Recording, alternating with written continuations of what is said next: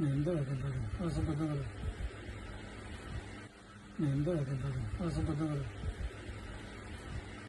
Neyinde yakında? Nasıl bakılır? Nasıl bakılır? এখানে কি ছিল এটা বলেন শুধু।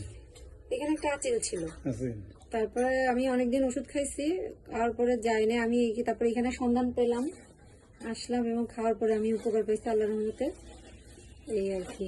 মানে এটা 8 বছর যাবত তুমি ওষুধ হ্যাঁ নিচ্ছেন? হ্যাঁ 8 হ্যাঁ, বছর 8 বছর। তো সার্জারি করেন না কেন? সার্জারি বললাম না, আমি অ্যালোপ্যাথি ডাক্তারও দেখাইছি একবার, যেটা সত্যি কথা। আমার সে তা বলছে যে এটা চোখের পরে তো লেজারের মাধ্যমে যাবে, কিন্তু আপনার চোখ দেখে আমরা এটা সাহস পাচ্ছি না।